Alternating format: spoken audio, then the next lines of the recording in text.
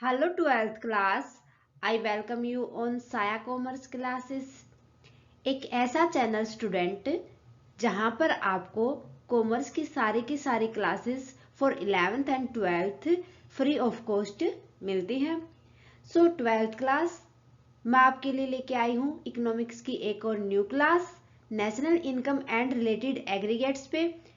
Students, last class में हमने discuss किया था circular flow of income. Circular flow of income के अंदर हमने देखा था कि दो हमारे सेक्टर होते थे, एक हाउस होल्ड होता था, एक फर्म होती थी। ठीक है, फर्म गुड्स और सर्विसेज को प्रोड्यूस करते थे और हाउस होल्ड था उनको यूज करता था। सो भाई फर्म तो देती थी हाउस होल्ड को गुड्स एंड सर्विसेज अपनी, उसके बदले में हाउस होल्ड उनको फैक्टर ऑफ पेमेंट करता था। लाइक उनको अपने जो एक्सपेंसेस थे वो देता था, पैसे लगाती थी ना हाउस होल्ड। ओके, सो दोनों के बीच में कुछ ना कुछ ट्रांजैक्शन होती थी, बीच में गवर्नमेंट का इंटरफेरेंस होता था जो टैक्सेस वगैरह लगाती थी। सो ये था हमारा सर्कुलर फ्लो ऑफ इनकम जो हमने लास्ट क्लास के अंदर डिस्कस किया था। उम्मीद करती हूँ कि आपको अच्छे से समझ आया होगा। Student, circular flow of income के अंदर हमने उसके दो सेक्टर को पढ़ा था। मींस एक तो जिसमें रियल से फ्लो होता था, मींस गुड्स एंड सर्विसेज का फ्लो, एक मनी जो हाउस होल्ड फर्म को देता था उसकी गुड्स और सर्विसेज के बदले, और साथ के साथ आज हम डिस्कस करेंगे स्टॉक एंड फ्लो के बीच में डिफरेंसेस। ठीक है, ये हमने लास्ट क्लास के अंदर पढ़ लिया था कि रियल फ्लो और मनी फ्लो होता क्या है। आज हमें खाली इन दोनों के बीच में डिफरेंशिएट करना है और साथ के साथ स्टॉक क्या होता है, फ्लो क्या होता है, इनके बीच में डिफरेंसेस क्या क्या होते हैं, ये सब समझना है। ठीक है, सो करते हैं आज की क्लास स्टार्ट। स्टूडेंट, अगर मैं बात करूं differences between real flow and money flow, सबसे पहला डिफरेंस तो हो जाएगा इसका मीनिंग ही। ठीक है, मीन्स हम बता देंगे कि रियल फ्लो क्या होता है, मनी फ्लो क्या होता है। जब flow of goods and services होता है फर्म और हाउस होल्ड के बीच में, वो रियल फ्लो होता है। जब हाउस होल्ड और फर्म के बीच में मनी का फ्लो होता है तो मनी फ्लो होता है। It is a flow of goods and services between firm and house hold. Money flow हो जाएगा, it is flow of money between firm and house hold.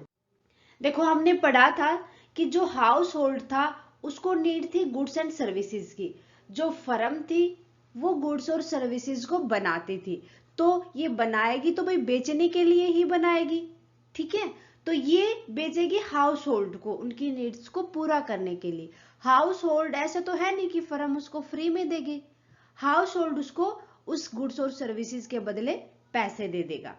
ठीक है, तो फ्लो दो तरीके से हुआ। फर्म ने तो दिया गुड्स एंड सर्विसेज अपनी, हाउस होल्ड ने क्या किया भाई, कस्टमर ने उसको पैसे दिए उसके बदले में। जो गुड्स और सर्विसेज दी थी वो तो होगा रियल फ्लो, और जो हाउस होल्ड ने मीन्स एक कस्टमर ने उस फर्म को उसकी सर्विसेज और गुड्स के बदले में जो पैसे दिए वो हो जाएगा मनी फ्लो।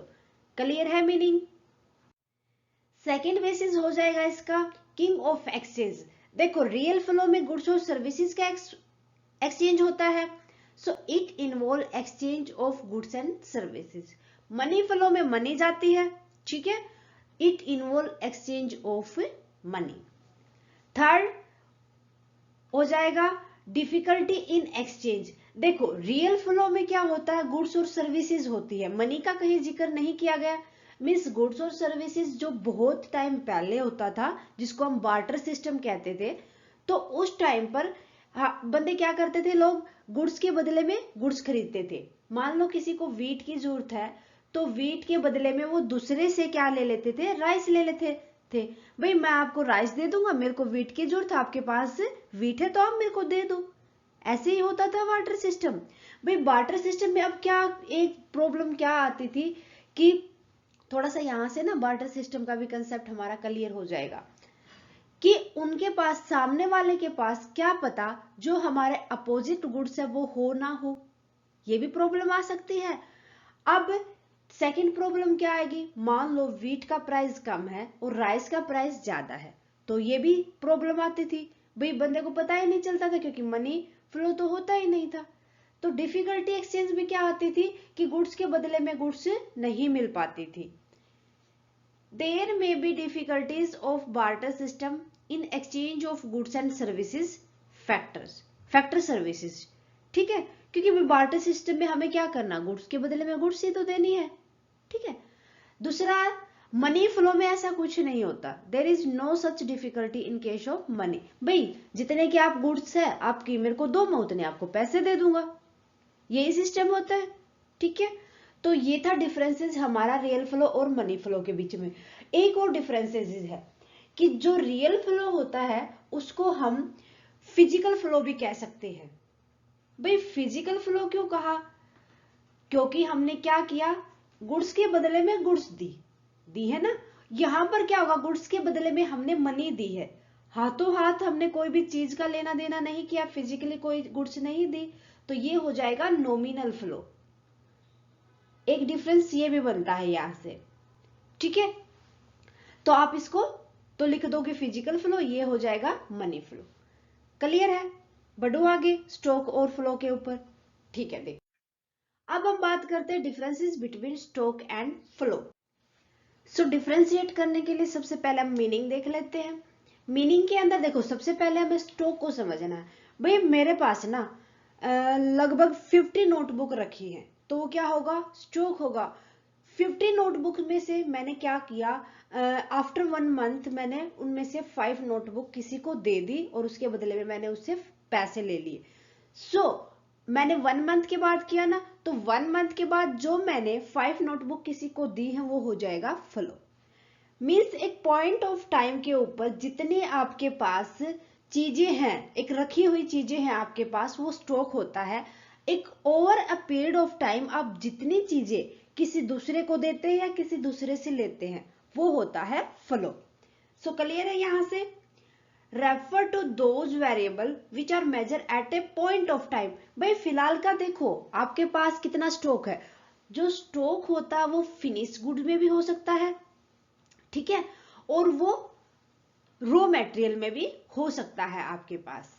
क्लियर है, जरूरी नहीं कि वो चीजें आपके पास प्रॉपरली हो, बस स्टॉक का मतलब यही होता है भाई कि जो चीजें जितनी चीजें आपके पास है, स्टॉक ऑफ मनी भी तो हो सकता है। मान लो आपके घर पे 1 लाख रुपीज रखे हैं, तो जो 1 लाख रुपीज रखे हैं वो क्या होगा, स्टॉक होगा आपका। स्टॉक किसका होगा, मनी का होगा। क्लियर है, तो स्टॉक का मतलब क्या होता है, जितनी चीजें आप एक पॉइंट ऑफ टाइम के ऊपर मेजर करते हो। ठीक है, जो वेरिएबल आपने एक पॉइंट ऑफ टाइम के ऊपर वेरिएबल मेजर की है वो क्या होगी, स्टॉक होगी। फ्लो की बात करूं, refer to those variable which are measure over a period of time. भाई over a period of time का मतलब क्या होगा, कुछ टाइम के बाद। भाई मैंने क्या किया, मेरे पास 1 लाख रुपए रखे थे, उनमें से मैंने 10,000 एक बार खर्च कर दिए, कुछ गुड्स और सर्विसेज खरीद ली, 50,000 कभी यूज कर दिए, 20,000 कभी यूज कर दिए। तो ओवर ए पीरियड मैंने जो किया है उन पैसों का, जो मैंने वहां से उठाए हैं उसके बदले में कुछ लेके आए हैं हम, तो वो होगा फ्लो। क्लियर है, ठीक है। सेकेंड डिफरेंस हो जाएगा टाइम डायमेंशन। भाई यहां पर कोई टाइम कंसीडर नहीं करते, जिस पॉइंट ऑफ टाइम की बात कर रहे हैं उसी टाइम पर हम वेरिएबल को मेजर करते हैं। So do not have time dimension, यहां टाइम डायमेंशन की कोई जरूरत नहीं होती। बट फ्लो के अंदर क्या होता है, have time dimension, it is measured over a period of time. कि एक over a period of time की बात की गई, भाई एक टाइम के बाद मेजर करेंगे कि भी कौन सी चीज कहां से ली हमने, उसके लिए कितना पैसा दिया, कब हमने कोई चीज लेके आए, कब हमने कोई चीज किसी को दी। ठीक है, यहां पर टाइम डायमेंशन देखा जाता है। थर्ड डिफरेंस हो जाएगा, it is a static concept. Static concept कैसे होगा, मीन्स जो आपके पास गुड्स हैं उनके अंदर आपने कोई भी चेंज नहीं किया है, वो स्टेबल है आपकी, मीन्स स्थिर है। इसका हिंदी में क्या मतलब होता है, स्थिर। जितना हमारे पास चीज थी ना उनमें से हमने कोई भी चेंज नहीं किया, ना कोई चीज हमने उसके अंदर ऐड की है, ना हमने कोई चीज उसमें से निकाल ली है, तो वो होगा हमारा स्टॉक। इसीलिए कहा जाता है कि जो स्टॉक है वो स्टैटिक कंसेप्ट होता है। अगर मैं फ्लो की बात करूं तो ये डायनेमिक कंसेप्ट है, it is a dynamic concept as it has time dimension for the measurement। भाई डायनामिक कैसे होगी? अभी तो हमारे पास मान लो मैंने बताया था मेरे पास 1 लाख रुपए थे, तो मैंने उनमें से 50,000 कहीं यूज कर दिए थे और 10,000 मैंने कभी यूज कर दिए थे। तो ये डायनेमिक कंसेप्ट हो जाएगा, टाइम टू टाइम ये मेजर किया जाएगा। ओके, एग्जाम्पल की अगर हम बात करें तो ये मनी सप्लाई की जाती है। मनी सप्लाई का मतलब कि भाई जो हमारे पास स्टॉक है ना, हम उसको कंसीडर करके चलते हैं कि इतने पैसे का सामान मेरे पास है। फ्लो के अंदर ये नेशनल इनकम के अंदर कंसीडर की जाती है। क्यों? नेशनल इनकम के अंदर हमने ये देखा है कि कितना हमने उससे प्रॉफिट कमाया है और कितना हम लॉस में चले गए हैं, या हमने हमारे पास उससे कितना इनकम हुआ है। ओके, जो नेशनल मनी सप्लाई है, स्टॉक है, उसको नेशनल वेल्थ भी कहा जा सकता है। इसको नेशनल वेल्थ भी कह सकते हैं, धन। ठीक है, ओके। अब इसके लिए एक एग्जाम्पल एक और देख लेते हैं। एग्जाम्पल मान लो हम यहां पर देखते हैं स्टॉक के अंदर कि एक हीरो होंडा कंपनी है या मारुति कंपनी है। ये देखेंगे कि हरियाणा के अंदर उसकी कितनी नंबर ऑफ बाइक है। ठीक है, ये हो जाएगा एग्जाम्पल स्टॉक का कि हरियाणा में हीरो होंडा की कितनी बाइक है। इसके अगेंस्ट अगर मैं फ्लो की बात करूं तो हम यहां पर देख लेंगे कि ईयर 2021 के अंदर हीरो होंडा ने कितनी नंबर ऑफ बाइक बनाई हैं या बेची हैं। ठीक है, यहां पर आ जाएगा कि हीरो होंडा ने कितनी बाइक मैन्युफैक्चर की है, मैन्युफैक्चर की है। ठीक है, किसमें? ड्यूरिंग 2021 में। ये है एग्जाम्पल स्टॉक का और फ्लो का। मेरे ख्याल से आपको कोई डाउट नहीं रहना चाहिए स्टॉक और फ्लो के बीच में। ओके, सो स्टूडेंट, मेरे ख्याल से आपका रियल फ्लो और मनी फ्लो के बीच में भी डिफरेंसेस खत्म हो गया होगा, समझ आ गया होगा अच्छे से कि हम किस तरीके से पेपर के अंदर लिख के आएंगे, और स्टॉक और फ्लो का भी डिफरेंसेस क्लियर होगा आपको। सो स्टूडेंट, आज के लिए बस इतना ही। मिलते हैं नेक्स्ट क्लास में एक और न्यू टॉपिक के साथ। प्लीज आने वाली क्लास को बिल्कुल भी मिस ना करें, आज वाली क्लास को परफेक्टली समझ ले। स्टूडेंट, क्लास कैसी लगी आप हमें कमेंट करके बताएं। कोई भी डाउट होता है किसी भी टॉपिक के रिगार्डिंग तो कमेंट सेक्शन में लिख दे। जितना जल्दी पॉसिबल होगा हम आपके डाउट को क्लियर करेंगे। स्टूडेंट, क्लास अच्छी लगे तो प्लीज लाइक करना ना भूलें और साथ के साथ अदर स्टूडेंट के साथ ज्यादा से ज्यादा शेयर करें। थैंक यू स्टूडेंट, मिलते हैं नेक्स्ट क्लास में। Bye bye.